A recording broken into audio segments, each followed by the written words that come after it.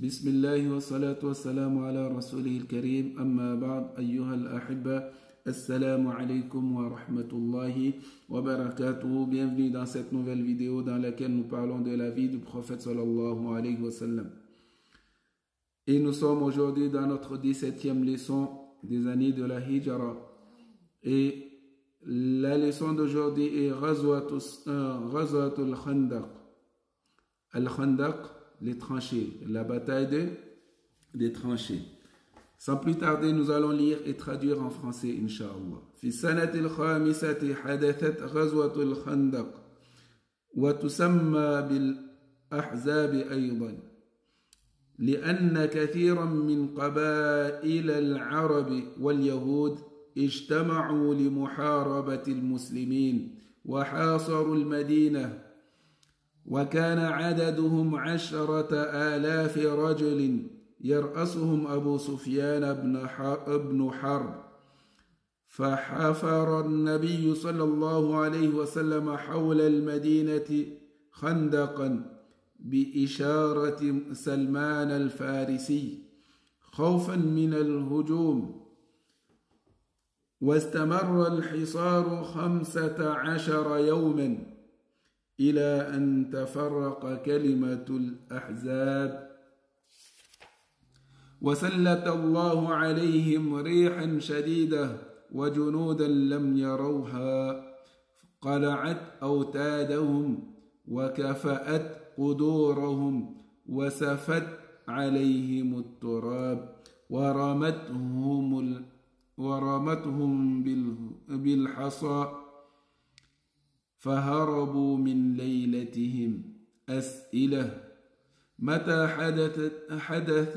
حدثت غزوة الخندق؟ لماذا سميت بالأحزاب؟ كم عدد المتحزبين؟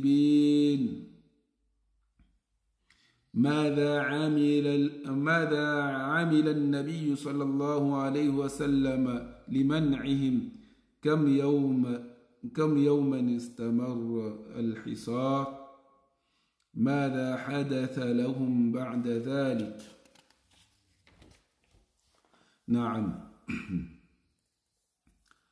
La bataille de Khandaq. Durant l'année 5, l'an 5 de l'Hégire, s'est produit la bataille de Khandaq, la bataille des tranchées, qui est appelée aussi Al-Ahzab, les coalisés. Pourquoi? Parce que la plupart, beaucoup de Qaba'il, beaucoup de tribus arabes et juifs se sont réunis pour combattre les musulmans et ils ont assiégé Médine. Et ils étaient au nombre de 10 000 hommes. Et à leur tête, il y avait Abu Sufyan ibn Harb. Le prophète sallallahu alayhi wa sallam a creusé autour de Médine des tranchées par la démonstration ou bien par l'indication de Salman al-Farisi, par crainte de l'assaut des coalisés.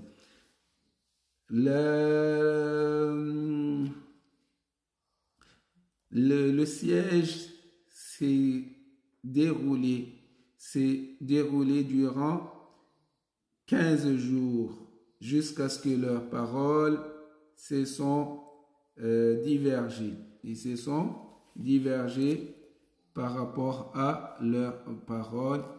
Alors Dieu les a envoyé un vent très fort et une armée qu'ils ne voyaient pas. Ils ont arraché, cette armée a arraché quoi? Leur tente, et ainsi a renversé leur marmite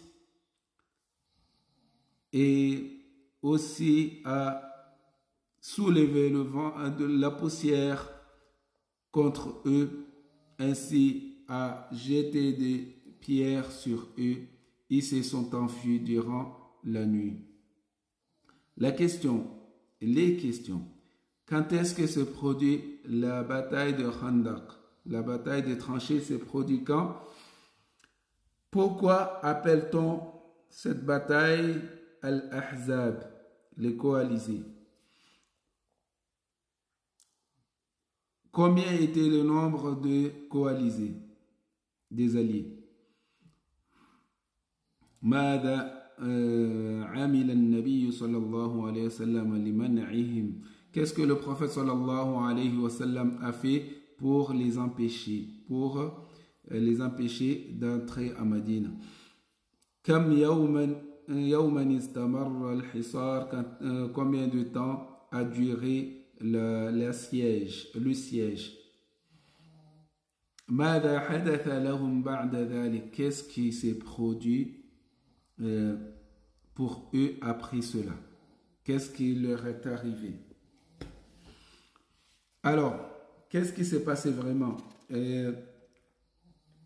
Naïm ibn Mas'ud, lui, il était ami des Quraysh et des Yahoud. Il s'est converti à l'islam en secret. Et il est parti voir les Banu Qurayza pour leur dire de ne plus combattre les musulmans, de les convaincre de ne plus combattre les musulmans. Pourquoi ils vont combattre un homme avec qui ils vivaient tranquillement dans cette à Médine sans problème? Pourquoi ils vont s'associer avec des gens pour les combattre alors qu'il n'y a pas de problème? Il les a convaincus d'arrêter le combat. Et les Juifs, les Banu Qurayza, ils ont accepté cela. Et puis, il est parti voir les Quraysh, leur disant que on fait juste un petit résumé, on fait court, hein, en les convaincant que les Yahoud les a lâchés, les Banu Qurayza les a lâchés. Et il est parti voir aussi les Banu Ghitfan pour leur dire la même chose. Donc, et Banu Ghitfan étaient des coalisés, ils faisaient partie des coalisés. Donc, qu'est-ce qui s'est passé? Ils ont envoyé quelqu'un pour aller vérifier cela. C'était un jour de samedi. Et les Juifs, ils ont dit, nous, on ne combat pas le samedi. Et c'est affirmé que les Juifs les a lâchés. Et c'est à partir de cela que leurs paroles, les paroles se sont divergées. Ils se sont divergés dans la parole à partir de ce moment-là. Et ils ne pensaient pas que la guerre allait continuer. Donc, Allah subhanahu wa ta'ala les a